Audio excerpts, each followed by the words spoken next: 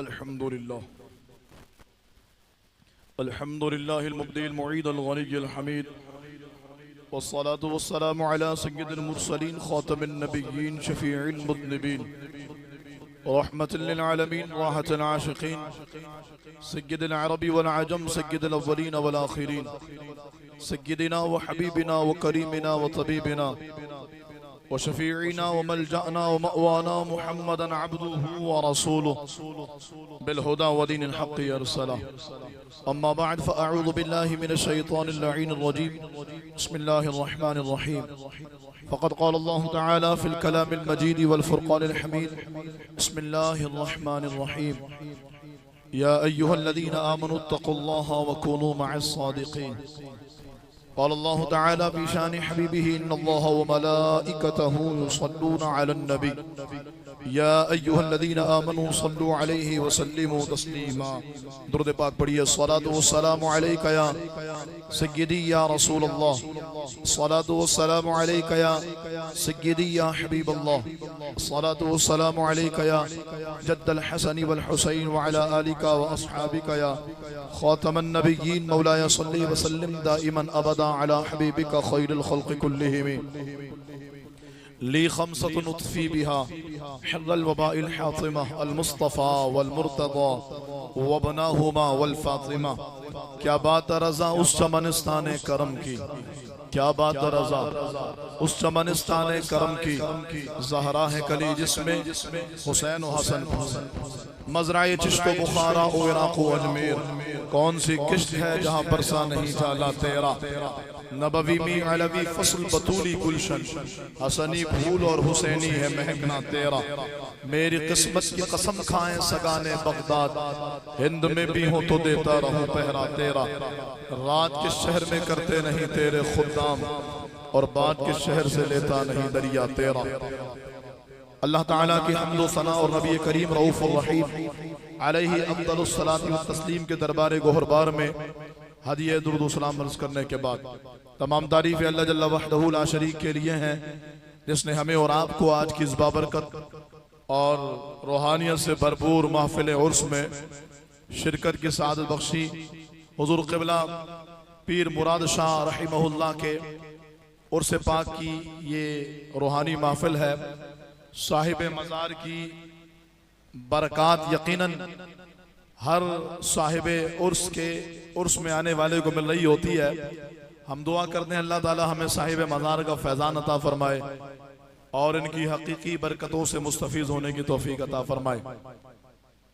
अल्लाह के औलिया कराम यकीनन अल्लाह ताला की बारगाह में उसके क़ुर्ब पाने का ज़रिया है, और अल्लाह के वलियों की मोहब्बत दरअसल ये इस बात का ऐलान होती है कि अल्लाह ताला ने हमें अपने वलियों की मोहब्बत की वजह कर, या वलियों की मोहब्बत इस बात की अलामत होती है कि दिलों में ईमान की चाशनी और ईमान की हलावत मौजूद है, जब भी अल्लाह ताला ने हमें वलियों से निस्बत और ताल्लुक़ अता फरमाए। मेरी बात को मुकदमे के तौर पे समझिएगा तो आपको बड़ी आसानी से आगे की जो बातें मैं आपके गोश गुजार करने का इरादा रखता हूँ वो इंशाअल्लाह बड़े एहसन अंदाज से आपको समझ में आएगी। रसूलुल्लाह सल्लल्लाहु अलैहि वसल्लम की बुखारी शरीफ की हदीस पाक है, मेरे महबूब अलैहिस्सलातु वस्सलाम ने औलिया किराम की शान व अज़मत को बयान फरमाया, जिसमें सरकार दो आलम अलैहिस्सलाम ने इरशाद फरमाया कि अल्लाह ताला जब अपने किसी बंदे को अपना महबूब बनाता है तो उसकी विलायत के और उसकी शान व अज़मत के चर्चे अल्लाह ताला पहले आसमानों पर फरमाता है। हजरत जिब्रील अमीन अलैहिस्सलाम समेत दीगर अल्लाह के सारे आसमानी फरिश्ते उस वली से मोहब्बत करते हैं, और उसके बाद जो हदीस का लफ्ज है वो रसूलुल्लाह सल्लल्लाहु अलैहि वसल्लम ने फरमाया सुम्मा युदअु लहुल क़बूल फ़िल अर्ज़, कि अल्लाह अपने वली की मोहब्बत को आसमान वालों में और आसमान के फरिश्तों में पैदा करने के बाद अल्लाह ताला अपने वली की मोहब्बत को जमीन वालों के दिलों में रखता है। इस बात पर गुफ्तगू की जाए तो पूरी तकरीर ही इस उन्वान पर हो जाए कि अल्लाह ताला दिलों में मोहब्बत को रखता है, वो कैफियत क्या है, वजूहात क्या है, और उसके बाद हाजिर और उसके बाद जाहिर होने वाली जो उसकी बरक़ात हैं वो क्या है। अल्लाह ताला वली की मोहब्बत को दिलों में रखता है। इब्ने कसीर ने हदीस पाक बयान की, सरकार दो आलम अलैहिस्सलाम ने फरमाया अल्लाह ताला उसी के दिल में वली की मोहब्बत पैदा करता है जिस दिल में ईमान मौजूद होता है। तो गोया अल्लाह के वली की मोहब्बत और ईमान ये लाजिम व मलजूम है। जहां औलिया की मोहब्बत होगी वहां ईमान होगा, और जहां ईमान होगा वहीं वलियों की मोहब्बत होगी। तो अगर कोई ये कहे कि पहले मैं वलियों से मोहब्बत नहीं करता था, पहले मुझे उनसियत नहीं थी, पहले मुझे रग़बत और लगाव नहीं था, लेकिन अब मैं वलियों से बड़ा प्यार करता हूं, आप कहिए मुबारक हो, पहले ईमान नहीं था, अल्लाह ने ईमान अता फरमा दिया। और अगर कोई ये कहे कि पहले तो मैं वलियों से बड़ा प्यार करता, मैं बड़ी मोहब्बत करता था यार, लेकिन अब मैं वलियों से मोहब्बत नहीं करता, तो उससे कहिएगा कि अपने ईमान को चेक करो, कहीं ऐसा तो नहीं कि ईमान में कमी हो गई है। क्योंकि इसको तो अल्लाह के हबीब ने फरमाया कि जहां ईमान हो वहां वलियों की मोहब्बत होगी। तो यकीनन ये ईमान के होने का पता देती है और बताती है कि ईमान है, जभी तो वलियों की मोहब्बत दिलों के अंदर मौजूद है। अल्लाह हमें इस मोहब्बत का हक अदा करने की तौफीक अता फरमाए। हाज़रीन मोहतरम, ये बात याद रखिएगा कि जहां पर कोई ब्रांड मशहूर होता है तो फिर उसके मुकाबले में 2 नंबर चीजें भी आ जाती हैं। और आपने अक्सर देखा होगा कि दुकानों पर, मुख्तलिफ और जगहों पर मुख्तलिफ किस्म के वो ट्रेडमार्क होते हैं जिसको बयान करते हैं, ये निशानी देखकर खरीदिए, ये अलामत देख कर लीजिए, ये हमारा निशान है। बल्कि बाज तो अपनी जो अपना ब्रांड होता है उस पर ये लिख कर लगा देते, हमारी कोई दूसरी ब्रांच नहीं है। खालिस घी बोलने की जरूरत क्या है, जबकि घी तो होता ही घी है। फिर खालिस घी, असली शहद बोलने की वजह क्या है, जबकि शहद तो होता ही वो है जो मक्खियों से, जो उनके छत्तों में बनता है, तो वही शहद होता। फिर असली शहद, खालिस असली शहद, खालिस असली देसी घी कहने की वजह क्या है, ये हमें बताता है कि जब 2 नंबरियां शुरू हो जाएं, मैं ये नहीं कह रहा जो खालिस का है वो भी खालिस है या नहीं है, ये अलग बात है, सिर्फ समझाने के लिए कह रहा हूं, जब खालिस और असली ये सारी पहचान आना शुरू हो जाए और ये सारे नाम आना शुरू हो जाएं, तो पता ये लगता है कि मार्केट में बहुत सारे ऐसे लोग और नकाल और 2 नंबरी करने वाले आ गए हैं कि जिनकी वजह का जो असल शय थी वो अपनी जो पहचान है वो खो रही है। इसलिए लोगों की शनाख्त के लिए खालिस और असली और इस तरह के अल्फाज का इजाफा किया जाता है। जब दुनिया की मामूली ग़िज़ाओं के अंदर ये चीजें आ गई हैं कि हमने खालिस और असली करके उनकी पहचान करनी है, तो फिर ये कैसे मुमकिन नहीं, और ये बात हमें कैसे समझ में नहीं आती कि अल्लाह के औलिया जो अल्लाह के इतने मुकर्रब हैं और लोगों ने अपनी अकीदतों का मरकज और किबला उन्हें बनाया हुआ है, उन वलियों के नाम पर 2 नंबरियां ना हो, उन अल्लाह वालों के नाम पर 2 नंबरियां ना हो, उन अल्लाह वालों के नाम पर लोगों की अपनी नफ्स की ख्वाहिशात की तकमील ना हो। बहुत तवज्जो के साथ सुनिए, ये साहिब मजार का उर्स है और ये साहिब मजार का फैजान है कि जब हम उर्स में आए और हम इनसे मोहब्बत के दावेदार हैं, तो हमें ये देखना चाहिए कि हमारी जो मोहब्बत जिन वलियों से वाबस्ता है, क्या वाकईतन वो वली हैं भी या नहीं है, वाकईतन हमारा ताल्लुक जिनसे है वो वाकई अल्लाह के वली हैं, या फिर हमने उसकी नफसानी ख्वाहिशात को मद्देनजर रखते हुए या अपनी नफसानी ख्वाहिशात को मद्देनजर रखते हुए उसको अल्लाह का वली मान लिया है। ये बहुत बड़ी घिनौनी साजिश भी है और हमारे अपने लोगों की बहुत बड़ी कमजोरी और बहुत बड़ी नाअहली भी है। मैं तफसील से ये बात अर्ज करूं तो सबसे पहले नंबर पर जब दुश्मनाने खुदा व मुस्तफ़ा ने देखा कि अहले इस्लाम को किसी भी महाज पर दबाना और उन्हें शिकस्त देना ये नामुमकिन हो गया है, तो उन्होंने मुसलमानों की ताकत का राज मालूम किया। 1857 की जंग आजादी अगर आपने नहीं पढ़ी तो जरूर पढ़िएगा। मुसलमानों की जंग आजादी आला हजरत इमाम सुन्नत की विलादत के अगले साल लड़ी गई है। अल्लामा फजल हक खैराबादी, अल्लामा सैयद मोहम्मद किफायत अली काफी और इन जैसे अकाबिरीन ने उस जंग में हिस्सा लिया। सैयद मोहम्मद किफायत अली काफी वही हैं जिन्होंने तख्तेदार पर जाने से पहले कलाम लिखा था, कोई गुल बाकी रहेगा ना चमन रह जाएगा पर रसूलुल्लाह का दीने हसन रह जाएगा। ये उस वक्त कलाम लिखा गया है जब बदन पर गरम गरम स्त्री फेरी जा चुकी है और बदन की कोई हड्डी भी सलामत नहीं है, लेकिन जब तख्तेदार पर जाने लगे तो पूछा गया कोई आखिरी ख्वाहिश, तो का 2 ख्वाहिशात हैं, 2 रकत नमाज पढ़ना चाहता हूं, कलाम लिखना चाहता हूं। दुनिया हैरान है, 150 साल से ज्यादा का अरसा हो चुका है, 250 साल के करीब का वक्त हो चुका है, ऐसा कलाम जो इंसानी अकल को हैरान कर दे कि बंदा मौत के खौफ से तो अपनी मौत आप मर जाता है। ये कौन लोग थे कि जिनको मौत ने भी अपनी खौफ का शिकार नहीं किया, बल्कि नज़ाक से पहले भी वो जो कलाम लिख रहे हैं वो ज़बान ज़दे आम और मकबूल बारगाह खुदा मुस्तफ़ा बन रहा है। कोई गुल बाकी रहेगा ना चमन रह जाएगा, पर रसूलुल्लाह का दीने हसन रह जाएगा। अतलसो कम ख्वाब की पोशाक पे नाजा न हो, इस तने बेजान पे खाकी कफन रह जाएगा। और नाम शाहाने जहां मिट जाएंगे, लेकिन यहाँ हश्र तक नामो निशाने पंजतन रह जाएगा। जो पढ़ेगा साहिबे लौलाक के ऊपर दुरूद, आग से महफूज उसका तन बदन रह जाएगा। और सब फना हो जाएंगे, कलम तोड़ दिया हज़रत ने, सब फना हो जाएंगे। काफी वलेकिन हश्र तक नाम हजरत का ज़बानों पर सुखन रह जाएगा। हम सब के लिए मशअल राह। लेकिन मेरा ये टॉपिक नहीं, इसलिए मैं तेजी से बात करते हुए गुजरूं। 1857 की जंग आजादी को बहुत तेजी के साथ कुचल दिया गया। बरेली शरीफ में इस जंग आजादी के सुप्रीम कमांडर आला हजरत इमाम अहले सुन्नत के वालिद गिरामी मौलाना नकी अली खान रहिमहुल्लाह है।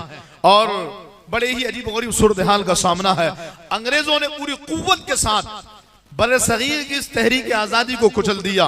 पाकिस्तान बनने से 100 साल पहले ये तहरीक आजादी शुरू हुई थी, लेकिन अंग्रेजों ने इस तहरीक को कुचलने के बाद उन्होंने अपने मिशन को खत्म नहीं किया। इस बात पर गौर व खौज शुरू हुआ कि आखिर मुसलमानों के इस ताकत और कुव्वत का राज क्या है।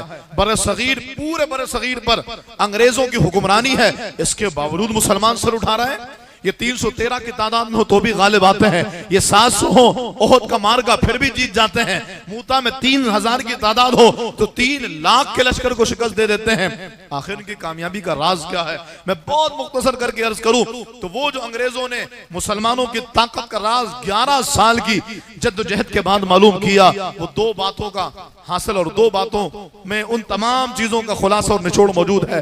पहली बात यह थी कि मुसलमान अपने नबी से बेपनाह प्यार करता है।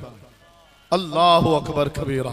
मुसलमानों की ताकत का राज हुब्बे मुस्तफा है, मुसलमानों की ताकत का राज हुब्बे नबी है। अगर इन मुसलमानों को शिकस्त देना चाहते हो तो सबसे पहले सीनों से नबी की मोहब्बत को निकालो, सबसे पहले रसूलुल्लाह की मोहब्बत को निकालो। वो जो डॉक्टर इकबाल ने कहा था, ये फाका कश जो मौत से डरता नहीं कभी, रूहे मोहम्मदी इसके बदन से निकाल दो। अगर ये चाहते हो कि ये मुसलमान सारी जिंदगी तुम्हारी गुलामी में बसर करे, आपके पेश नजर फलस्तीन के हवाल आ रहे होंगे, 1.5 अरब से ज्यादा मुसलमान और फिर मुसलमानों की यूं गुलामी यकीनन आपके पेश नजर और आपके दिमाग में घूम रही होगी कि यार कहीं ये वही तो नहीं कि 1857 में अंग्रेजों ने मुसलमानों की ताकत का राज मालूम किया और पौने 200 साल में वो यहां पहुंच चुके हैं कि 1.5 अरब से ज्यादा मुसलमान है। फलस्तीनियों की बच्चियों पर बोलने वाला कोई नहीं है, कश्मीर पर आवाज उठाने वाला कोई नहीं है। उमरकोट में डॉक्टर शाहनवाज जो सराहतन रसूलुल्लाह को गालियां दे और फिर उसको हमारी पुलिस की कस्टडी में भागते हुए इनकाउंटर किया जाए, उसकी हिमायत में अक़वाम मुत्तहिदा बोले, उसकी हिमायत में यूरोपीय यूनियन बोले, उसकी हिमायत में अमेरिका बोले। अफसोस यह है कि फलस्तीन में हजारों हजार बच्चियां शहीद कर दी गई। पिछले दिनों की रिपोर्ट है 50,000 से ज्यादा बच्चियों के रेप केसेस ये फलस्तीन में रिकॉर्ड हुए हैं। इन्ना लिल्लाहि व इन्ना इलैहि राजिऊन। मैं उस मुसलमान के और उन मुसलमानों की बहनों और बेटियों की बात कर रहा हूं जिनकी शान यह थी कि एक हिंदू बेटी की और बच्ची की आवाज पर मोहम्मद बिन कासिम को पूरा सिन फतह करने के लिए भेज दिया गया था। सुल्तान महमूद गजनवी ने एक हिंदू औरत के कहने पर उस शख्स की गर्दन मार दी थी जो ये कहता था कि मैं सुल्तान का भांजा हूं और आकर औरतों की इज्जतें उतारा करता था। कहां है वो मुस्लिम हुक्मरान? कहां गई हमारी वो गैरत? कहां गई हमारी हमीयत? बच्चियां लुटती रही, औरतों की इज्जतें पामाल होती रही, छोटे छोटे बच्चों को नस्ल कुशी की बुनियाद पर काटा जाता रहा। करोड़ों सलाम हो उन फलस्तीनी मुजाहिदीन को, यहया सिनवार को, जिसकी खबर पर अल्लाह करोड़ों रहमतें नाजिल फरमाए कि जो आखिरी दम तक सफ़े अव्वल में जाकर लड़ता रहा। दुनिया हैरान है, कभी ये नहीं देखा गया कि जो कायदीन हो वो सफ़े अव्वल में मौजूद हो। हैरान कुन बात है कि सफ़े अव्वल में मौजूद वो शख्स है कि जो किसी कौम का लीडर और रहनुमा और मुक्तदा है।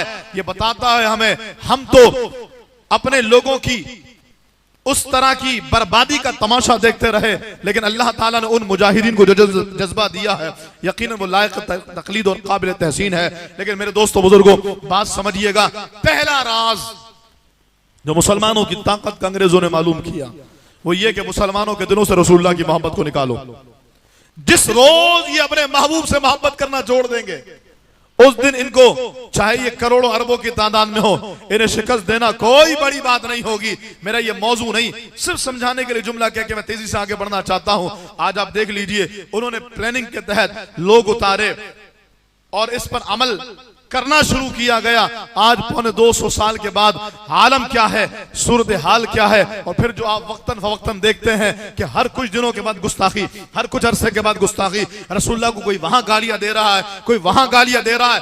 मैं एक लम्हे को ये सवाल करना चाहता हूं, जो हुजूर को गालियां देने वाले हैं, हुजूर को गाली देके उनको क्या फायदा होगा? सोचिएगा जरा, रसूलुल्लाह को गालियां देके उनका क्या फायदा होगा? अल्लाह ताला ने हुजूर के जिक्र को तो बुलंद कर दिया है।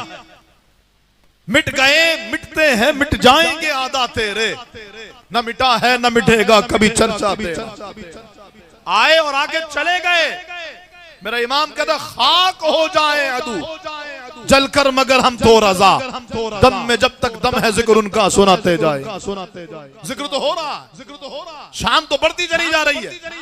फ्रांस में सरकारी सतह पर छपने वाले खाके हो, उमरकोट में डॉक्टर शाहनवाज की गुस्ताखी हो, या जहलम का भी 2 दिन पहले का हादसा और सानेहा हो, आप मुझे बताइए इससे हुजूर की जात को कोई फर्क पड़ रहा है?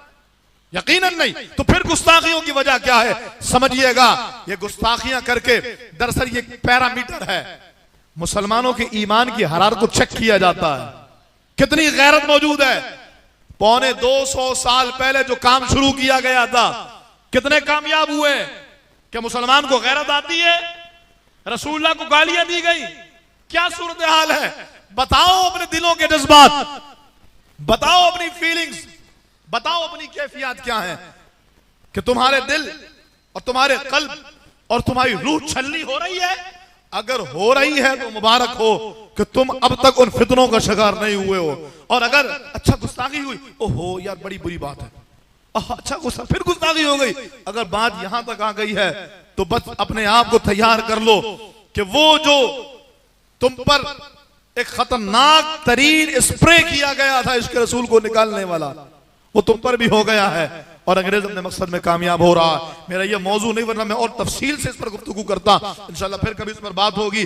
दूसरा राज जो अंग्रेजों ने मालूम किया मुसलमानों की ताकत का, तवज्जो कीजिए। आज भी उर्दू बाजार में हम फिर इनकशाफात नामी किताब मिले, अब लेके पढ़िएगा, उनमें सारी डिटेल मौजूद है और मेरी यही 2 बानों से पूरी किताब का खुलासा निकलेगी। दूसरा राज जो मुसलमानों की ताकत का था वो ये कि अंग्रेजों ने ये जाना, अंग्रेजों के जासूसों ने ये खबर दी कि मुसलमानों की बड़ी तादाद दरवेशों, दरबारों, दरगाहों और पीरों से वाबस्ता है। अगर इन मुसलमानों को शिकस्त देना चाहते हो, अगर इन मुसलमानों को अल्लाह रसूल का बागी बनाना चाहते हो, अगर इन मुसलमानों को दीन से दूर करना चाहते हो, तो इन्हें अल्लाह वालों से दूर कर दो। जिस रोज मुसलमान इन खानकाहों से दूर हो गया, जिस रोज मुसलमान अल्लाह वालों और आस्थानों से दूर हो गया, समझ जाओ उस दिन तुम्हारी कामयाबी का आगाज हो जाएगा। ये बात लफ्ज़ी नहीं है, मैं इसको प्रूफ के साथ आपके सामने रख सकता हूं और रखूंगा कि किस तरह से वो अपने मकसद में कामयाब हो रहा है। और यही मेरा टॉपिक है जिस पर मैंने आगे बात करनी है कि फिर उन्होंने दरवेशों और दरबारों से लोगों को बदजन करना शुरू किया। उसका एक सबसे बड़ा जो तरीक़ेकार था, 3 काम किए गए। पहला काम तो यह था कि पीरों के रूप में 2 नंबर ढोंगी उतार दिए गए, पीरों के रूप पर 2 नंबर डब्बे उतार दिए गए। अब नतीजा क्या निकला? जब उन्होंने अपनी पीरी मुरीदी शुरू की और चूंकि अकीदतों का ताल्लुक था, भाई आपको देसी घी सूट करता है, आप किसी गांव के रहने वाले थे और वहां देसी घी ही खाते थे, कराची आए आपका पेट खराब होने लग गया और यहां की ग़िज़ाएं आपके लिए सूदमंद न रही, का भाई वो देसी घी में खाता था, अब आपको हर हाल में देसी घी चाहिए। समझाने के लिए अर्ज कर रहा हूं, आप कहीं भी जाएंगे मार्केट में, अच्छा देसी घी है, आपने उसको खरीद लिया, लेकिन आपको मालूम नहीं था जनाबे वाला ये बड़ा शहर है, यहाँ पर 2 नंबरियां चलती है, यहाँ पर नक्काली चलती है, यहाँ पर लोगों को बेवकूफ बनाना बड़ा आसान है। आपने वो देसी घी खाई, आपका पेट और खराब हो गया। बिल्कुल यही सूरत हाल है। आपको पता था अल्लाह वाले तो ईमान के मुहाफिज हैं, अल्लाह वाले तो लोगों को अल्लाह की राह पर चलाते हैं। ख्वाजा अजमेर को आपने देखा जिन्होंने 90 लाख हिंदुओं को कलमा पढ़ाया। हुजूर क़िबला ख्वाजा मोइनुद्दीन चिश्ती अजमेरी के साथ साथ आपने जनाबे सैयदी गौस आदम दस्तगीर के बारे में सुना, लाखों लाख लोगों को मुसलमान किया। ख्वाजा नक्शबंद हो, ख्वाजा सोहरवर्द हो, अकाबिरीन का सिलसिला है और उनकी तालीमात हैं। आपने कहा यकीनन अल्लाह वाले अल्लाह से मिला देते हैं। आप अल्लाह वालों के करीब आए, लेकिन आप समझ नहीं सके, अल्लाह वालों के रूप में ढोंगी उतार दिए गए, 2 नंबर उतार दिए गए। फिर क्या हुआ, कोई अल्लाह वाले के करीब गया, फिर नतीजा ये निकला कि उस अल्लाह वाले के नाम पर 2 नंबरी करने वाले ने औरतों को बुलाना शुरू किया, औरतें भी उसके साथ आके बैठना शुरू हो गई, और फिर उसने उन औरतों के साथ गलत काम शुरू कर दिए। नतीजा क्या निकला, वो गलत काम उस बंदे का जाती फेल था, लेकिन नतीजा ये निकला कि यार ये देखो बाबे होते ही ऐसे हैं, ये देखो ये जो पीर है ना ये होते ही ऐसे हैं। रही सही कसर आपके मीडिया ने पूरी कर दी कि जो हर उस बाबे के पास पहुंच जाता है जो ढोंगी होता है, जिसने हाथ में 4 अंगूठियां चढ़ाई हो, हाथ में कड़े लंबे लंबे बाल, औरतों के झुरमुट में बैठता हो, मुंह पर गालियां हो, उसके पास पहुंच, ये देखे ये बाबा है, इसको कलमा पढ़ने भी नहीं आता, ये देखो ये बाबा है, इसको तो नमाज के फराइज भी नहीं आते। दुनिया के सामने अल्लाह वाले का वो चेहरा पेश किया गया, अल्लाह वाले की वो सूरत पेश की गई कि जिससे एक आम इंसान अल्लाह के वलियों से दूर हो गया। देखिए जो करीब थे, जब वो करीब हुए मजीद, तो उनके साथ फ्रॉड शुरू हो गया कि बाबा पैसे लेके भाग गया, बाबे ने माज़अल्लाह औरतों के साथ गलत काम शुरू कर दिए, बाबे ने फ्रॉड कर दिया। एक तो ये शुरू हो गया। दूसरा, जो सुबह जॉब पे जाता है, रात आता है, उसको इससे कोई सरोकार नहीं है। उसने जब यूट्यूब ऑन किया, उसने जब चैनल ऑन किया, तो चैनल पे कोई ढोंगी बाबा था, उसको एक्सपोज किया जा रहा था। अरे ऐसे होते हैं, शुक्र है भाई मैं बाबों के पास नहीं हूं, शुक्र है यार मैं बाबों के चक्करों में नहीं हूं। नहीं यार मैं बाबों को नहीं मानता, ये तो 2 नंबर होते हैं। एक तासुर और एक जहन में एक सोच डेवलप की गई, जिसके तहत ये बताया गया अल्लाह वालों के नाम पर ये ढोंगी पीर होते हैं, बाबे तशह कोई नहीं। असल में ये प्लान था जो पूरी साजिश के तहत मुसलमानों के दरमियान मरायत किया गया। इस पर बहुत तवील गुफ्तगू हो सकती है, लेकिन दूसरा पॉइंट मैं अर्ज करूं, दूसरी गलती हमारी भी है, खुद हमारी अपनी। वो कैसे? वो यूं के हमारे नजदीक किसी को अल्लाह का वली और पीर मानने का मेयार क्या है? मैं आपसे पूछूं, आप बताइए, कोई बंदा अल्लाह का वली होगा कैसे पता लगेगा? चले मैं आपकी तर्जमानी कर दूं। यहां पर बैठे बैठे मैंने आपकी तरफ देखा और मैंने कहा अच्छा बीवी से लड़ाई करके आए हो। मेरी निगाह उस बंदे की तरफ गई कि जो वाकई अभी बेगम से लड़के आया है। बोले यार शाह साहब तो बड़े पहुंचे हुए हैं, देखो मैंने घर में लड़ाई की, शाह साहब को पता लग गया, हालांकि मैंने तुक्का मारा है, मैंने अंदाजा लगाया है, लेकिन मेरी निगाह गई इत्तेफाकन उस बंदे की तरफ। अब तो मैं बन गया उसके लिए अल्लाह का वली, क्योंकि मेयार हमारे नजदीक यही है कि अगर दिल की बात जबान पर आ जाए, हम करें यार बाबा दिल देखता है, भले वो नमाज पढ़ता हो ना पढ़ता हो, भले वो दीन पर अमल करता हो ना करता हो, वो 2 नंबरी। फिर बहुत माजरत के साथ मेरी बहनें बेटियां भी सुन रही होंगी, मैं बहुत एहतियात के साथ ये जुमले बोलना चाह रहा हूं कि दूसरी तरफ किसी नौजवान को किसी लड़की से मोहब्बत हो गई, अम्मा अब्बा नहीं मान रहे, वो बाबे के पास आया, बाबे ने एक ताबीज लिख के दिया, अम्मा मान गई, अब्बा मान गया, शादी हो गई। आप मुझे बताइए उसके नजदीक वो बाबा अल्लाह का वली हुआ या नहीं हुआ? बोलिए ना। बिल्कुल, क्योंकि हमारा मेयार यही है, हमने वलियों को मानने और पीरों को मानने के लिए मेयार यही रख लिया है, जिसका तावीज चलेगा वो अल्लाह का वली। मैं ये नहीं कह रहा कि अल्लाह वाले तावीज नहीं देते, मैं ये कहना चाह रहा हूं कि अल्लाह वालों की पहचान के लिए तावीज अलामत नहीं है। अल्लाह वालों की पहचान के लिए दिल के हाल बताना अलामत नहीं है। भाई मैं आपको समझाने के लिए अर्ज करूं कि अगर आप या आप में से कोई फर्द बीमार पड़ जाए, डॉक्टर उसको इलाज करार दे दें और कहें भाई अब बस दुआ करो अल्लाह खैर करे, अभी ठीक नहीं हो सकता, चंद दिनों का मेहमान है, लेकिन किसी बंदे ने मशवरा दिया यार फला इलाके में एक डॉक्टर साहब हैं, सुबह लाइन लगेगी लेकिन रात में नंबर आएगा और इतने जबरदस्त है ना जैसा भी मर्ज ठीक कर देंगे, मरता क्या ना करता, आप गए सुबह से लाइन लगाई रात तक, बंदे ने डॉक्टर ने आपका मर्ज देखा, दवा दी और चंद दिनों में आप ठीक हो गए। आप मुझे बताइए क्या आप उस डॉक्टर को अल्लाह का वली मानेंगे? बोलो ना यार। और उसकी महफिल में आए, मैं ना हम सोग मनाने के कायल हैं 3 दिन के बाद, और ना ही जो है ना हम लाइटें ऑफ करके सर पे हाथ मारने के कायल हैं। हम तो मोहब्बतों का इजहार, उर्स को उर्स कहते इसीलिए हैं कि उर्स का मतलब होता है खुशी। कोई कहता है यार तुम वली का जिस दिन इंतकाल हुआ तुम कहते हो उर्स मुबारक, उस दिन वली का इंतकाल हुआ तुम मुबारकबाद दे रहे हो। हमने कहा समझो सही, हम ये कहते हैं जिस दिन अल्लाह का वली पूरी जिंदगी अपने रब की रिजा वाले कामों में लगकर दुनिया से जाए और कब्र में दीदार मुस्तफा हो और फरिश्ते आके कहें नम का नौमतिल उरूस, सो जा ऐसे जैसे पहले रात की दुल्हन सोती है, तो कहा उस इनाम की याद में हर साल हम दिन मनाते हैं और हम कहते हैं अल्लाह आपको दीदार मुस्तफा जो अल्लाह वाले को हुआ उसकी बरकतें अता फरमाए, जो अल्लाह का फैजान अल्लाह वाले पर जारी हुआ अल्लाह ताला आपको उस फैजान की बरकतें अता फरमाए। मुबारकबाद का मतलब होता है दुआ देना। हमारे तो हाल अजीब, कोई बोलता है जुम्मा मुबारक, तो हदीस में देखा हो कहां है भाई जुम्मा मुबारक का मतलब आपको अल्लाह जुम्मे की बरकतें अता फरमाए। अच्छा मेरे दोस्तों बुजुर्गों सुनिएगा जरा, तो उस डॉक्टर को अल्लाह का वली मानेंगे आप? नहीं। उसके हाथ चूमेंगे? नहीं। क्यों?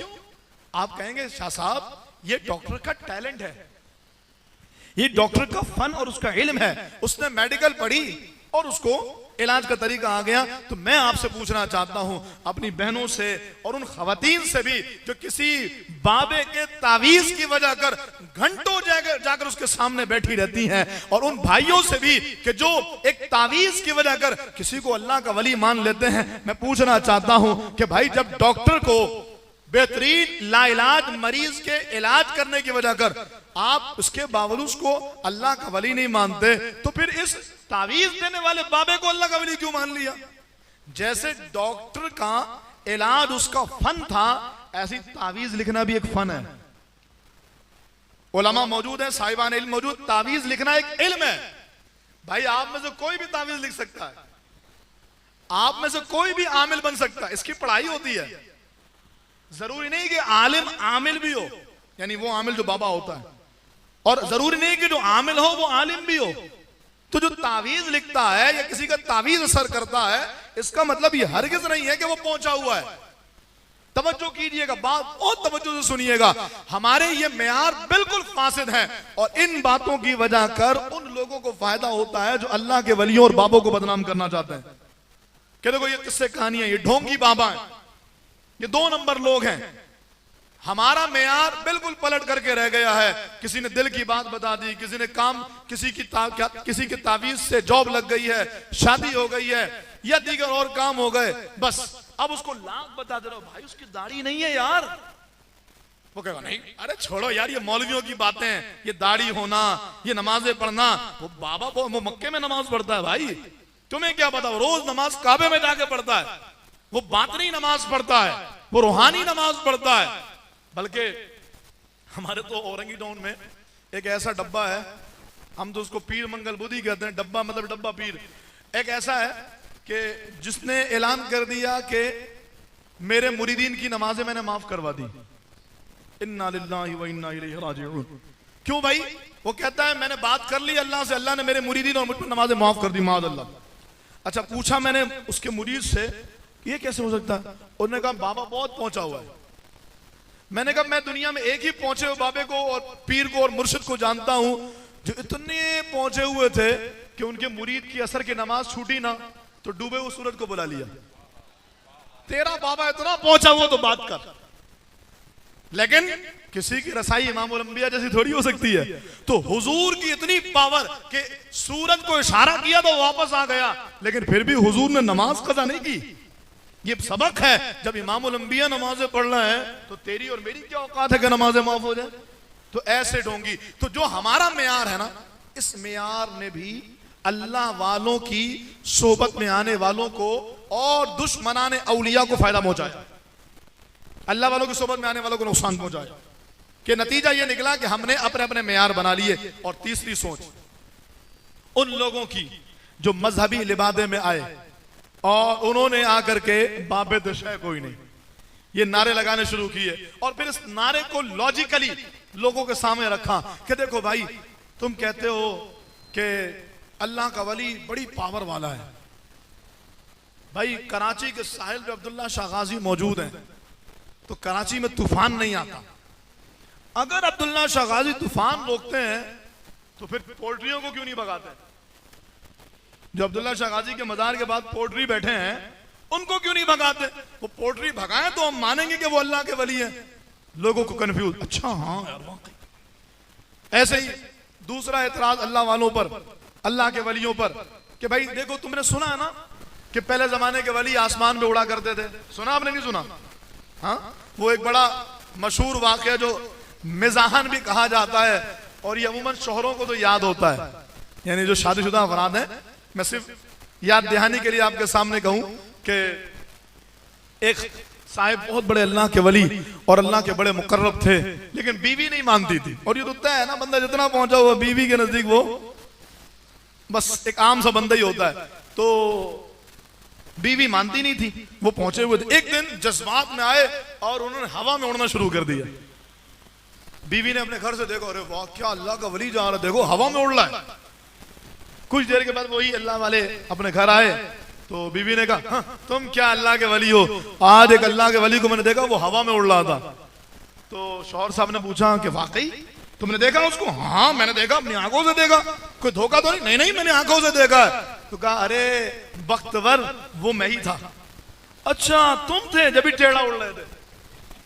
तो बीवी तो कभी नहीं मानेगी, लेकिन ये तय है कि अल्लाह वाले हवा में उड़ सकते हैं, पानी पे चल सकते हैं, मुर्दे जिंदा कर सकते हैं। अब एतराज ये हुआ कि आज से 400 साल पहले, 500 साल पहले के लिए तुम तो ये बताते हो कि फुना वली हवा में उड़ रहे थे, फुना वली पानी पे चल रहे थे, फुना ने मुर्दे जिंदा कर दिए। लेकिन ये बताओ आज के दौर में जब ये कैमरे मौजूद है, कभी कैमरे ने कोई ऐसी वीडियो रिकॉर्ड की कोई वली हवा में उड़ रहा हो? कभी कैमरे ने रिकॉर्ड किया कोई वली पानी पे चल रहा हो? नहीं। जब नहीं किया तो पता लगा बाबे दे शायद कोई नहीं। इस तरह लॉजिकली लोगों के जहनों को खराब किया जाता है। हालांकि बड़ी सादा सी बातें हैं। पहली बात कि अगर वली तूफान डाल सकता है तो फिर वो चरसियों को क्यों नहीं भगा रहा? अगर भगाए तो माने अल्लाह का वली है। तो सादा सा जुमला ये है, आप ये बताइए वो वली आपका है कि अल्लाह का है? बोलिए, वो वली हमारा है कि अल्लाह का है? तो वो काम करेगा जो अल्लाह चाहे या वो करेगा जो हम चाहें? ये करेगा तो माने, ना मान तू वली, जिसने वली बनाया है वो मानता है और वो जो चाहे वो उनके जरिए काम करवा सकता है। नहीं, अगर औलाद होगी तो माने, भाई औलाद रब चाहेगा तो होगी, और अल्लाह के वली के सदके औलाद उसी वक्त मिलेगी जब अल्लाह चाहेगा। और चूंकि वो अल्लाह के वली है लिहाजा अल्लाह की मर्जी के पाबंद है। या तो तू ये कह दे कि वो अल्लाह वाला तेरी मर्जी का पाबंद है, तो फिर ठीक है, लेकिन ऐसा नहीं है। ये तो यूं ही हो गया जैसे कोई कहे कि भाई तुम कहते हो अल्लाह शिफा देता है, अच्छा इस बंदे को ठीक करके दिखाए अल्लाह, फिर मैं मानूंगा। ये पानी की बोतल नीचे रखी हुई है, अच्छा अल्लाह कुदरत वाला है, माआद अल्लाह कोई कहे कि पानी की बोतल खुद से मेरे मुंह में आ जाए और मैं पीना शुरू करूं, फिर मानूंगा कि अल्लाह कुदरत वाला है। तो आप उसको सीधा सा जवाब यही देंगे, अल्लाह कुदरत वाला है इसके लिए तेरा मानना जरूरी नहीं है, और अल्लाह कुदरत वाला है अपनी मर्जी का मालिक है, मेरे और तुम्हारी मर्जी का मालिक थोड़ी है। वो जो चाहेगा अपनी मर्जी से करेगा। हम कहें ये करे तो मानेंगे, तो ना मान। किसी के मानने ना मानने से अल्लाह की जात पर कोई फर्क नहीं पड़ता। बिल्कुल ऐसे ही तशबीह बिला तमसील, अल्लाह का वली अल्लाह की मर्जी का पाबंद है। कोई नहीं मानता ना माने, अल्लाह का वली किसी के ना मानने पर उसकी विलायत थोड़ी चली जाएगी। और इसका सबसे बेहतरीन और इल्मी और तहकीकी जवाब ये समझिएगा कि किसी भी वली की विलायत को मानने के लिए करामतें जरूरी नहीं है। वो जो एतराज है ना कि वीडियो में आएगी तो मानेंगे, आज दिखाओ ना कोई वली हवा में क्यों नहीं उड़ रहा। मैंने कहा ये जो बातें करते हैं ना कि ये मौलवियों के बाबों के किस्से हैं, जो 19वें सिपारे में सूरत नमल में जनाबे सुलेमान अलैहिस्सलाम के वजीर का वाक़या लिखा हुआ है, जिसमें सुलेमान अलैहिस्सलाम ने फरमाया वो तख्त सैकड़ों मील दूर से कौन लेकर आएगा? क़ाल इफ़रीतुम मिनल जिन्नि अना आतीका बिही क़ब्ल अन तक़ूम मिन मक़ामिक। खबीर जिन खड़ा हुआ कि मैं आपके मजलिस खत्म होने से पहले लेकर आऊंगा, यानी 3-4 घंटे में। क़ाल अल्लज़ी इंदहु इल्मुम मिनल किताब अना आतीका बिही क़ब्ल अन यरतद्द इलैका तर्वुक। एक खड़ा हुआ बराबर में थे जिनको अल्लाह ने किताब का इल्म दिया था, उन्होंने कहा ए अल्लाह के नबी, मैं वो तख्त पलक झपकने से पहले लेकर आऊंगा। कौन थे वो? मुफस्सिरीन ने लिखा वो सुलेमान अलैहिस्सलाम के वजीर आसिफ बिन बरखिया थे। कल लाओ और ले आए। मैं कहता हूं अगर ये वाक़या कुरान में नहीं होता ना तो इंजीनियर जैसे लोग इसको भी कहते ये बाबों की कहानियां हैं, बिल्कुल कह देते, जैसे आज दूसरी करामतों के बारे में कहते हैं। तो मेरे दोस्तों, इसका आसान सा जवाब यह है, तवज्जो कीजिएगा कि भाई अल्लाह के वलियों को मानने के लिए करामतें जरूरी नहीं है, क्योंकि करामतें मेयार नहीं है। मैं आपको मिसाल अर्ज करूं, पीछे का बैकग्राउंड ग्रीन कीजिए, आप ग्रीन पर्दे लगाइए। आज इस जदीद दौर में, टेक्नोलॉजी के दौर में, डिजिटल दौर में यह बात मुमकिन है या नहीं है कि कोई बंदा कैमरे में पीछे ग्रीन पर्दे लगाए और हमारे नीचे से सोफे निकाल दे? यानी जब बाद में वीडियो चले तो ऐसा लगे कि जी शाह साहब, किबला अलामा साहब, हमारे भाई और दीगर हजरात, हम सारे हवा में मुअल्लक होकर बैठे हुए हैं। ऐसा मुमकिन है या नहीं? बिल्कुल मुमकिन है। तो अगर वलियों का मेयार इन करामतों पर रखा जाता तो फिर इस जदीद दौर में तो हर ढोंगी अल्लाह का वली होने का दावा करता। जैसे एक शुफ के बारे में सुना होगा आपने। तो भाई ये मेयार नहीं है, जो कहते ना ये ढोंगी है, 2 नंबर है। हमने कहा तुमने मेयार बना के गलत किया है कि कोई ये करेगा तो मानेंगे अल्लाह का वली है। कभी भी शरीयत ने करामतों को मेयार नहीं बनाया, बल्कि मेरा जुमला याद रखिएगा, वलियों के लिए करामतें दिखाना ना फर्ज है, ना वाजिब है, ना सुन्नत है। बल्कि किबला अलामा साहब मौजूद हैं, मैं ऑन रिकॉर्ड ये बात कहूं कि अल्लाह का वली अपनी विलायत को ऐसे छुपाता है जैसे औरतें अपने मखसूस मामलात को छुपाती हैं। हमारे यहाँ तो हाँ भाई मैं तो बड़ा पहुंचा हुआ हूं, तुम्हें पता है मेरी रोज आना अल्लाह से बात होती है, मादल इस तरह की चीजें और इस तरह की बातें। तो ये मेयार नहीं है कि हम किसी को कहें कि ये करामतें दिखाएगा तो अल्लाह का वली है। जिनके उर्स पाक का महीना है, हुजूर किबला खुतब रब्बानी सरकार शेख अब्दुल कादिर जीलानी रज़ियल्लाहु ताला अन्हु मुर्शिद करीम से किसी ने पूछा, हुजूर किसी को हम हवा में उड़ता देखें अल्लाह का वली मान लें? फरमाया नहीं। कहा हुजूर किसी को अगर हम पानी पे चलता देखें अल्लाह का वली मान लें? फरमाया नहीं। कहा हुजूर फिर मेयार क्या है? फरमाया अगर तुम किसी को देखो कि वो अल्लाह के खिलाफ नहीं करता, वो शरीयत के खिलाफ नहीं चलता, वो अल्लाह उसके रसूल की हुक्म अदूली नहीं करता, तो फिर मान जाओ कि ये अल्लाह का वली है, अगरचे उससे करामतें जाहिर ना होती हो। अल्लाह के वली के लिए करामतें दिखाना न फर्ज, न वाजिब, न सुन्नत, हाँ लेकिन अल्लाह के वली के लिए भी शरीयत पर अमल करना फर्ज है।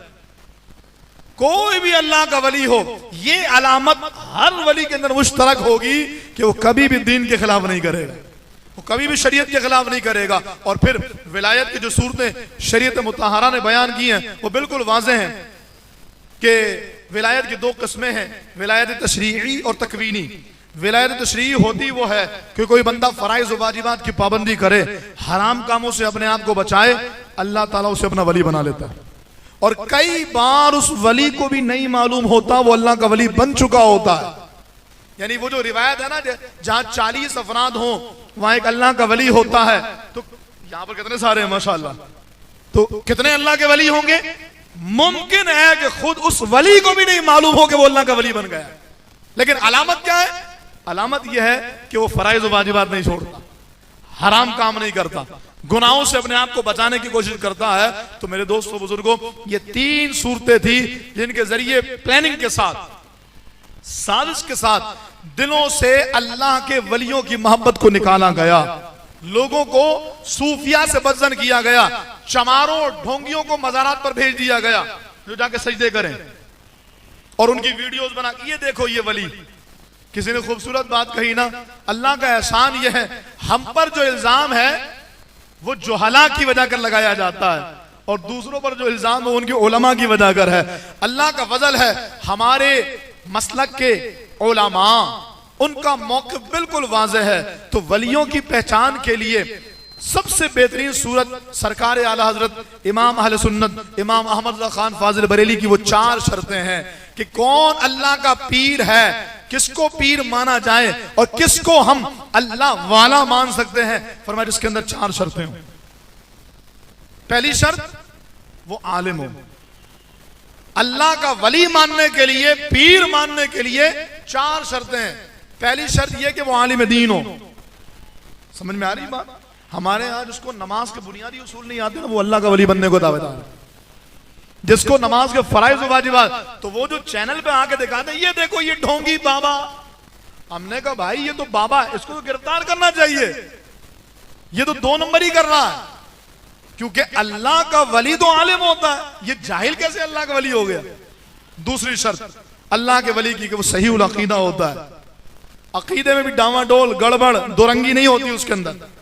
तीसरी शर्त अल्लाह के वली की का वो फासिक मुअलिन नहीं होता, एलानिया गुनाह नहीं करता, दाढ़ी नहीं कटाएगा, बाल कंधे से नीचे नहीं जाएंगे, हाथों में 2-2 3-3 अंगूठियां नहीं, एक अंगूठी 1 नग वाली 4.5 माशे से कम, और वो भी चांदी की, वो उसकी इजाजत है उस अल्लाह के वली को या उस बंदे को पहनने की, 1 अंगूठी की।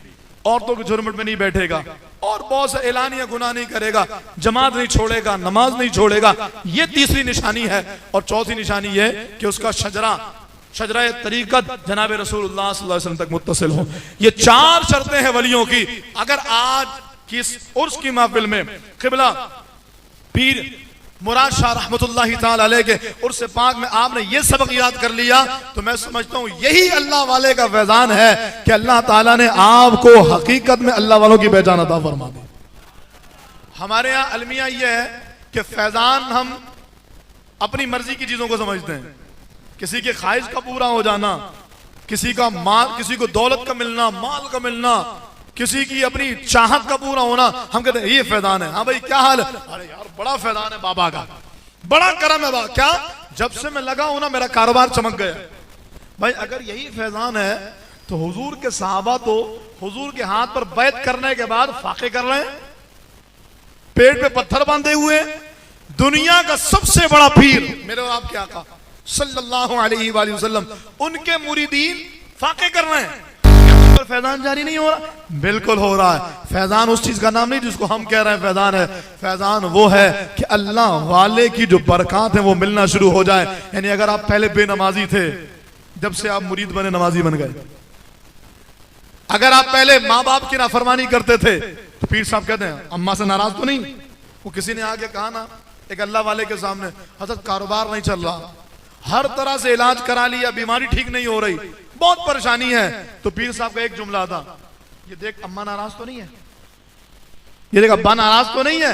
हम दुनिया के 100 काम कर रहे हैं, सदका दे रहे हैं, खैरात दे रहे हैं, तावीज ले रहे हैं, वजीफे पढ़ रहे हैं, लेकिन फिर भी मसला हल नहीं हो रहा। घर का मुर्शिद नाराज है, घर का पीर नाराज है। अल्लाह अकबर। और मैं तो कहता हूं दुनिया में जो पीर हैं अल्लाह वाले, उनकी 4 निशानियां मैंने बयान की ना, कि अगर इन 4 में से कोई एक भी नहीं होगी वो पीर नहीं है। लेकिन एक ऐसा मुर्शिद भी है, ऐसे पीर भी हैं कि जो गुनाहगार, फासिक, फाजिर, जानी भी होना अल्लाह ना करे, फिर भी वो तुम्हारे पीर हैं। वो कौन है? वो तुम्हारे माँ बाप है। यानी माँ अल्लाह ना करे, अगर माँ बदकार भी हो, अल्लाह ना करे, गुनाहगार भी हो, फासिक हो, फाजिर भी हो, फिर भी उस माँ के कदमों के नीचे बच्चे के लिए जन्नत है। बाप अगर फासिक हो, फाजिर, गुनाहगार, बदकार भी हो, हत्ता के बाद उलमा ने कहा अगर काफिर भी हो, फिर भी अपनी औलाद के लिए वो जन्नत का दरमियानी दरवाजा है।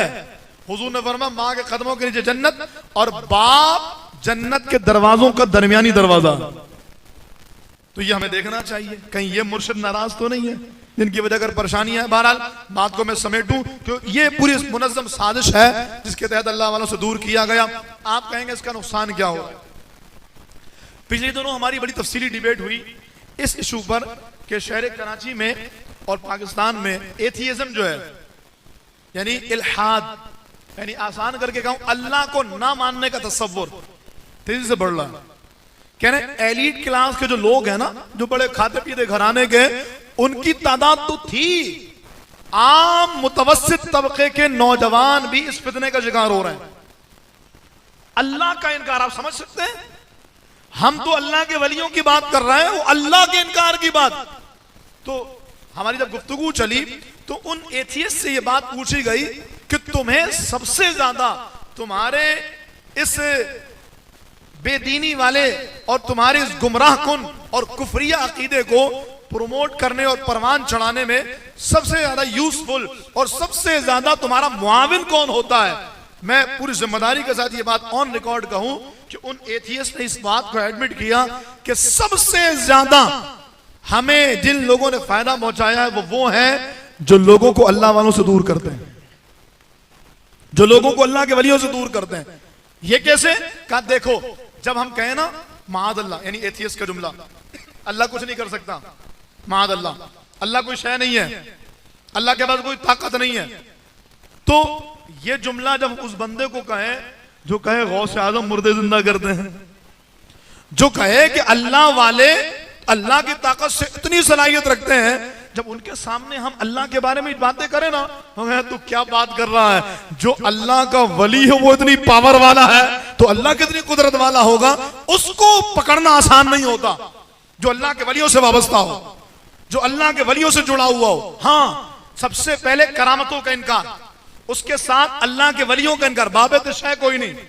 बाज़ाते जुमला का इंजीनियर मिर्जा और गामदी जैसे लोगों ने हमें एथियज्म को परवान चढ़ाने में बड़ा बहुत ज्यादा हमारे मुआविन साबित हुए हैं कि जब पहले करामतों का इनकार, फिर वलियों का इनकार, फिर रसूलुल्लाह का इनकार और उसके बाद अल्लाह का इनकार, ये तरतीबवार चीजें चलती हैं जो लोगों को लेकर के जाती हैं। तो पूछा गया, एक हजरत हैं बहुत बड़े पैमाने पे वो एथियस्ट से मुनाजरे कर रहे हैं, उनसे पूछा हुजूर इस एथियज्म का जो मुकाबला है वो इस दौर में किस चीज से किया जाए? उन्होंने एक जुमले में बात की, उन्होंने कहा एथियज्म का जो मुकाबिल और तोड़ है और एथियज्म के लिए जो एंटीबायोटिक है का वो सूफीइज्म है कि बंदों को अल्लाह वालों से करीब कर दो, बंदों को अल्लाह वालों की मोहब्बत दिलाओ, इसलिए नहीं कि अल्लाह वाले की मोहब्बत अल्लाह से दूर कर दे, बल्कि हर बंदा किसी ना किसी खानका से जुड़ा हुआ हो। जब उसे कोई मसला आए, पीर साहब के आस्थाने पर आए और पीर साहब उसको बताएं कि मेरा रब कितनी शान वाला है, मेरा रब कितनी कुदरत वाला है, तू ये बात कर रहा है? अल्लाह ताला तो लम्हे भर में सारी कायनात के मसाइल हल कर दे, वो पीर तरबियत करे, लेकिन तरबियत कौन पीर करेगा? जो आलिम होगा। हाँ भाई, ये जाहिल भी कर सकता है, फिर जाहिल तो अपनी बातें करेगा, जाहिल तो अपने तौर पर जुमले कहेगा और जाहिल की अपनी सोच होगी। मैं बस एक बात यहां पर अर्ज करना चाहूं कि इसीलिए कहा जाता है कि सूफी होता ही वो जो आलिम हो, जाहिल कभी सूफी नहीं होता, आलिम ही सूफी होता है। और यही वजह है कि जो तकरीर करना है ना, ये उलमा का फन नहीं है, ये सूफिया का फन है। असल उलमा का काम तो मसले बताना। कई बार आपने मुफ्तियान किराम के बारे में सुना हो कि फुला अल्लामा साहब तकरीर नहीं कर सकते, वजह उसकी ये है कि उलमा का काम तकरीर करना नहीं है।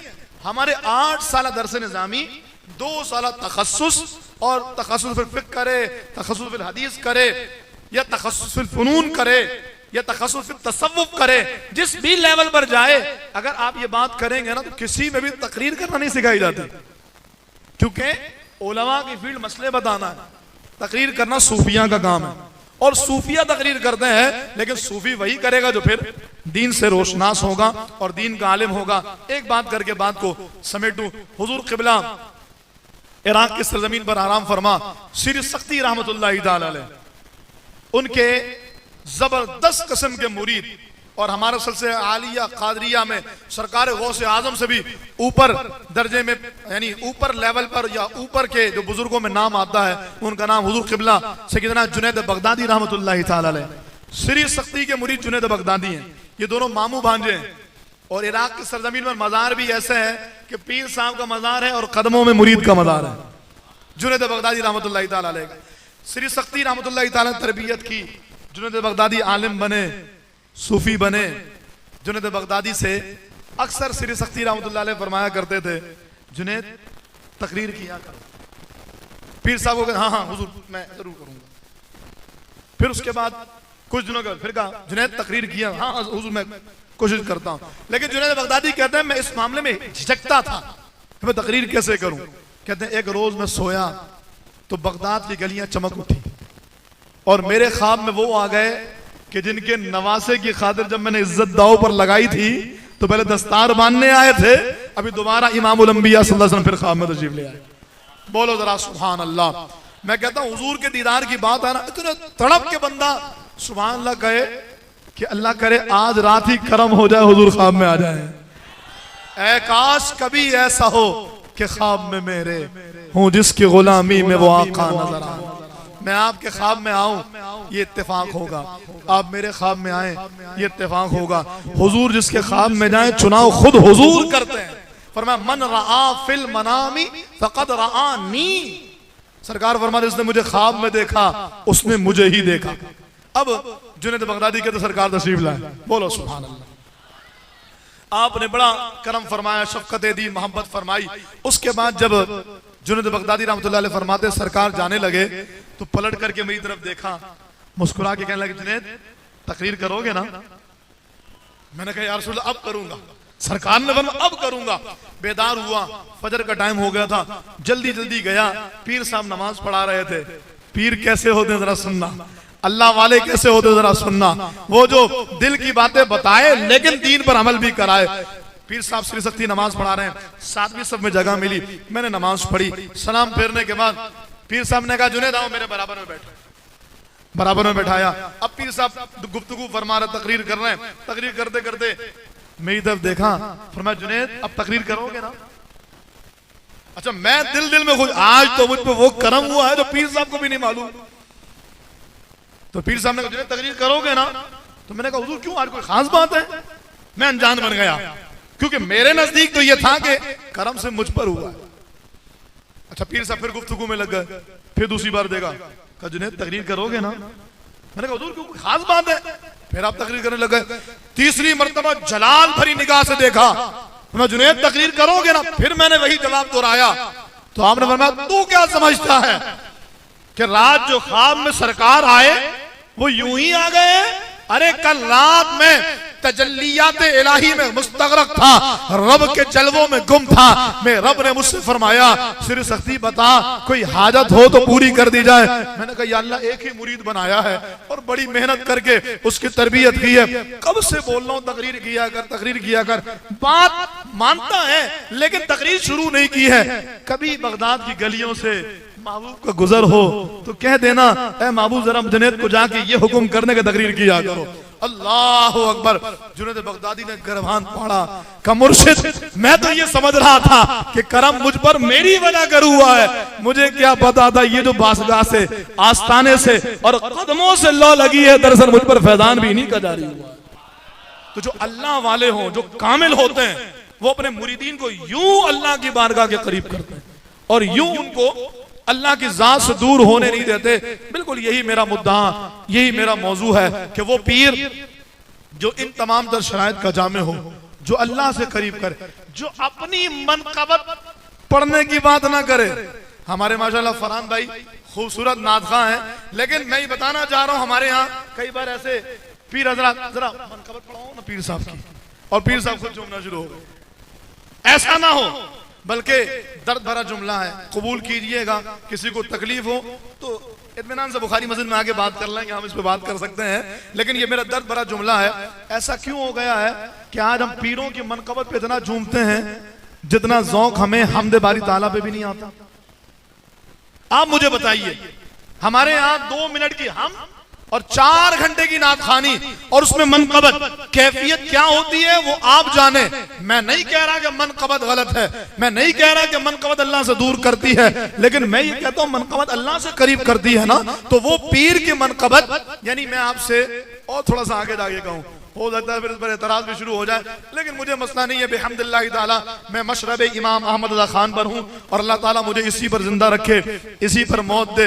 मैं कहता हूँ वो जो एक शेर है, वजद में आएगा सारा आलम जब पुकारेंगे या गौसे आदम। कैफियत बनी। मैं कहता हूँ ये कैफियत इस जुमले में बनेगी, वजद में आएगा सारा आलम जब पुकारेंगे या अल्लाह मदद। अजनबियत लग रही है, खाली खाली सा लग रहा है भाई। या अल्लाह मदद, तो या गौस मदद से ज्यादा बरकतों वाला जुमला। हर गौस अल्लाह के की अता से गौस बना है, लेकिन इस महाज को क्यों छोड़ दिया हमने? नारे तकबीर पे एक हाथ, नारे रिसालत पे दो, ये क्या बात हुई? नारे तकबीर पर वो आवाज पैदा हो कि गूंज पैदा हो जाए। साहबा मैदान जिहाद में कौन सा नारा लगाया करते थे? गौस आजम क्या नारा लगाते थे? या गौस मदद। हम वलियों से इस्तिमदाद के कायल हैं, हाँ बिल्कुल, और इस पर हमारे पास दलील मौजूद है। लेकिन मैं ये कह रहा हूं कि फिर या अल्लाह मदद क्यों नहीं कहते? हमने नहीं रोका ना हजरत, आगे बढ़ते चले गए। या गौस, अब या मुर्शिद कहना गलत नहीं है, लेकिन या अल्लाह मदद क्यों नहीं कह रहे? तो वो पीर जो रब से जोड़े, वो पीर जो अल्लाह से करीब करे, जो आने के बाद मुझे नमाज पढ़ी है, नहीं जाओ पहले नमाज पढ़ो, चलो पहले नमाज पढ़ के आओ। वो पीर कहे क्या हुआ मना भाई, इतना अरसा हो गया दाढ़ी नहीं आई चेहरे पे, क्या मसला है, दाढ़ी क्यों नहीं लग रहे हो? वो पीर दरअसल आपको अल्लाह के करीब कर रहा है। और जिस आस्थाने पर आपको ये फैजान मिले, फिर मैं कहता हूं मर जाओ लेकिन आस्थाना मत छोड़ो। गिर पर के यहां पहुंचा, मर मर के उसे पाया, छूटे न इलाही अब संगे दरे जाना ना, क्योंकि यही बारगाह है। कोई गलत माना ना समझे, ये अल्लाह वाले ही हैं, अल्लाह वाले हैं जो अल्लाह से मिला देते हैं। ये उर्स का फैजान ही तो है कि हम किबला पीर मुराद शाह रहिमहुल्लाह के उर्स में आके बता रहे हैं कि आओ देखो अल्लाह से करीब कैसे हुआ जाता है। तो यही तो अल्लाह के वलियों का फैजान है। तभी तो कहा एथियज्म का जो मुकाबिल है वो सूफीइज्म है। अगर खानकाहों का माहौल दुरुस्त कर लिया जाए, खुदा शाहिद है, इंशाअल्लाह कभी भी ये इल्हाद, ये सेकुलरिज्म, ये लिबरलिज्म के हामी अफराद हमारा क्या, हमारी नस्लों का भी बाल बीगा नहीं कर सकते। लेकिन उसके लिए हमें अपनी खानकाहों का माहौल दुरुस्त करना पड़ेगा। और दुरुस्त करने का तरीका यह है कि हम खुद उसी पीर का चुनाव करें जो पीर साहिब शरीयत और साहिब अमल हो। करेंगे इंशाअल्लाह। उर्स में आने वाले 5 रोज और उसकी तकरीब है गालिबन ये, और आज कल आखिरी दिन, 4 दिन हो गए हक 4 यार की निस्बत से। तो एक और इरादा कर लें, फिर 5 रोजा और से इंशाअल्लाह अगले साल तक हम ये इरादा कर दें कोई नमाज नहीं छोड़ेंगे। यकीन मानी यही उर्स का फैजान है। अभी तो मैं ये भी नहीं कह सकता कैमरा उधर करके दिखाओ देखो हम उर्स में कैसे नमाज का ध्यान देते हैं, आपके हाथ इतने हल्के उठे। अगर मैं ये कहूं अगले साल इससे बड़ा उर्स करेंगे, अच्छा इसमें भी हाथ कम उठे। अच्छा हुजूर के नाम पर जान देने वाले कितने? अरे जान देने वाले ज्यादा हैं भाई, नमाज पढ़ने वाले कम है। हाँ भाई नमाज कौन कौन पढ़ेगा? सुभान अल्लाह और माशाअल्लाह, अल्लाह सलामत रखे। भाई ये हमारे कैमरामैन भाई भी दिखा रहे हैं ना, हम ये बताएं कि उर्स में आने वाले कैसे नमाज की पाबंदी करते, कौन कौन नमाज पढ़ेगा इंशाअल्लाह। ताजदार खत्म नबूवत, गूंज पड़े ना, ताजदार खत्म नबूवत। और वलियों का फैजान क्या? नारा तकबीर में जरा बताओ, नारा तकबीर गूंज पड़े जैसे आर्मी वालों की गूंज आती है। नारा तकबीर, नारा तकबीर, नारा रिसालत, नारा हैदरी, नारा गौसिया। हम दूसरे नारे भी इसीलिए लगा रहे हैं कि हम सबके कायल हैं, कोई 2 नंबरी नहीं होगी। बात यह है अल्लाह वालों की महफिल में आकर अगर नमाजी बन जाओ और अगले साल तक कोई नमाज ना छूटे, खुदा की कसम यही पीर साहब का फैजान है। क्या पता पीर साहब खुद ख्वाब में आके कहे तूने जो उर्स किया है ना, मैं अपनी कब्र में, मैं अपने मजार में तेरे इस उर्स के अंदाज में खुश हुआ हूं। अल्लाह पाक हमें इनका कुर्ब अता फरमाए, इनकी मोहब्बत अता फरमाए, इनकी जिंदगी के अनमोल हीरे जिसके जरिए इनका अल्लाह रब्बुल आलमीन की बारगाह वो मकाम। आज मरने के बाद अपनी औलाद नहीं पूछती भाई साहिब मजार का कौन सा उर्स है, कोई बताएगा उर्स का? अल्लाह अकबर भाई 100 साल से ऊपर हो गए, बोलो सुभान अल्लाह। यानी यहां से लेकर वहां तक कोई बंदा हम में से नहीं था जब पीर साहब का फैजान जारी था। पीर साहब अपने रब से लौ लगाए बैठे थे। कमाल है जी, यहाँ 2 साल के बाद 1 साल के बाद औलाद कब्र भूल जाती है, अब्बा की कब्र नहीं मालूम होती। 100 साल के बाद भी पीर साहब का जिक्र चल रहा है। ये ऐलान है इस बात का, अगर तुम भी ये चाहते हो कि तुम्हारे मरने के बाद अल्लाह ऐसी उरूज अता फरमाए, आओ उन तरीकों को अपना लो जिन तरीकों पर चलते हुए अल्लाह वालों ने अपने रब को राजी किया। अल्लाह ताला हम सबको जो सुना अमल की तौफीक रफीक अता फरमाए, इस पुरफिदन दौर में ईमान और अकीदे की हिफाजत करने की तौफीक अता फरमाए। आमीन बिजाहिन नबी अमीन। वमा अलैहि।